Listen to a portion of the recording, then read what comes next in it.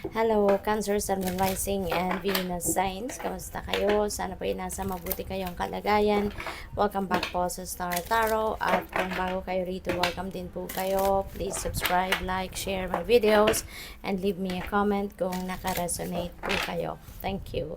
So, tingnan natin kung ano mga messages ninyo po. For today, we have Listen Deeply.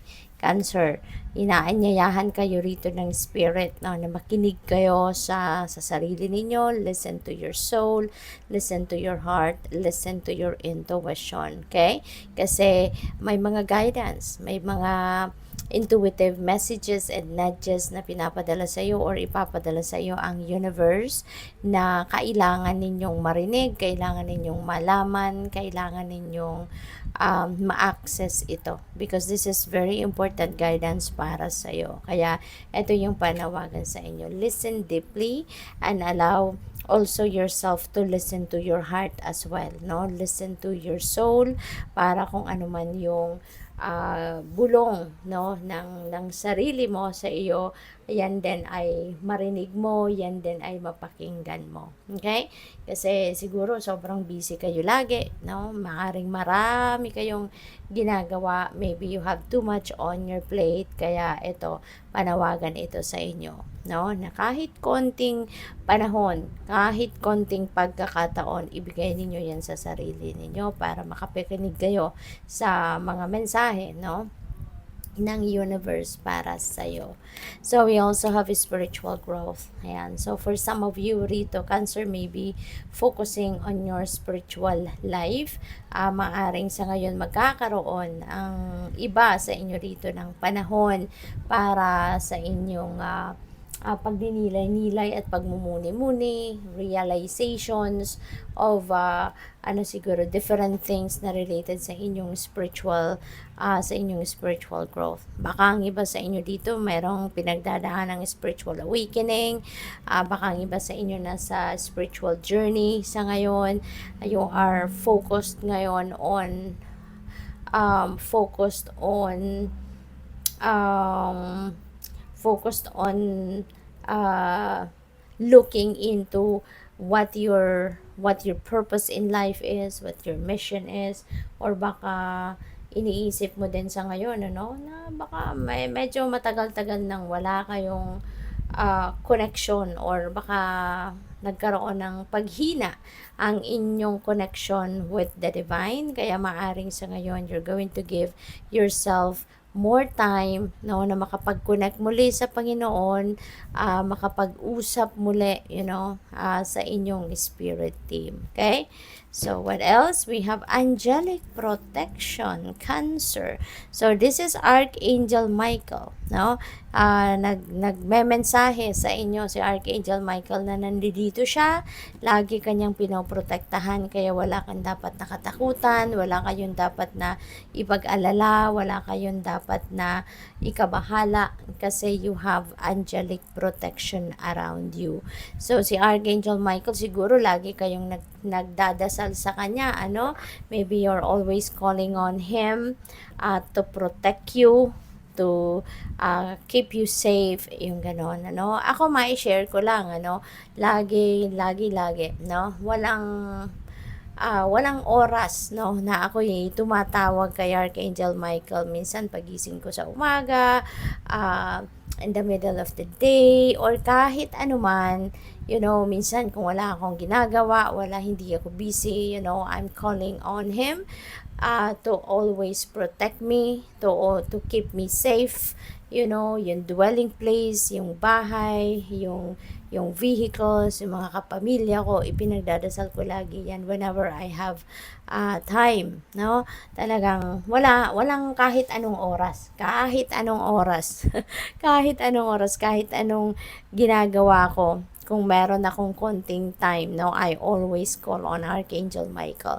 Kasi si Archangel Michael, siya yung parang leader, no, ng buong sandatahan, kumbaga, ng mga angels. Siya yung pinaka high rank, kumbaga, no, siya yung pinaka high rank sa militar, parang general, or kung ano yung pinaka mataas na posisyon, kumbaga, yan sa mga angels yan si Archangel Michael. Siya yung pinuno ng army of angels kumbaga. So I always call on him.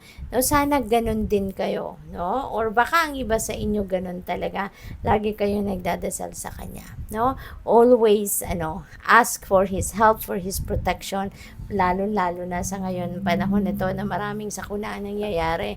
Always call on Archangel Michael to protect you and your loved ones, your valuables, lahat na mahalaga sa iyo, ganoon. At para sa buong katauhan, let's call on his protection. So, tingnan natin kung ano pa ang mga mensahe para sa iyo, Cancer. And I would like to say thank you then for subscribing to my channel. And if you haven't subscribed yet, subscribe na po kayo. There is also a join button sa baba ng video. So, kung interesado din po kayo mag-member sa channel, you can just click that join button. At saka, meron na din po pala akong podcast, no? Yung mga readings natin is also available on podcast. So, kung hindi kayo makakanood, no, ng video, makakapakinig kayo, pwede naman yon. So, i-access ninyo ito sa YouTube Music app, no? Kung meron kayo nun sa cellphone ninyo, ma-access nyo din yung readings natin through that podcast. So, we also have Be Calm and Keep Going. Kalma lang. Okay? You need to calm down kasi baka ang iba sa inyo marami kayong ideas, maraming plano. Tapos ngayon naaalagaga na kayo. 'Di ba? Kasi parang gusto niyo lahat, no? Magawa ninyo lahat, maasikaso ninyo, something like that, no? So kalma lang, one at a time, kasi when you are focusing on just one thing, 'di ba? Lalo na, let's say for example, sa trabaho ninyo, the more na pinagsasabay-sabay ninyo yung trabaho, mas lalong magtatagal, no, yung pag-accomplish ninyo dyan, kasi hindi kayo nakakapag-focus sa iisa lang. So yung energy ninyo hati-hati, yung attention ninyo hati-hati, 'di ba? So whereas kung you're going to focus on one task at a time, so mas mabilis ninyong matapos yan kasi nandiyan dyan lahat yung attention mo, 'di ba? So kalma lang, okay? And just keep going, don't stop. So you have the ability to affect your own destiny. Totoo, 'di ba? Kasi kung ano yung unang-una, kung anong pino-project natin na kind of energy, into the world, into the universe, 'di ba? Yun din ang bumabalik sa atin eh. Kaya apektado din yung destiny natin. Kasi kung panay kayo negativity, kung panay negative emotions, feelings, thoughts, 'di ba? Yung pino-project ninyo. So ano na lang ang mangyayari? 'Di ba? Puro negatibo din. Kaya you have the ability to affect your own destiny. You can decide, no, if you're going to lean in towards negativity or you're going to lean in towards positivity.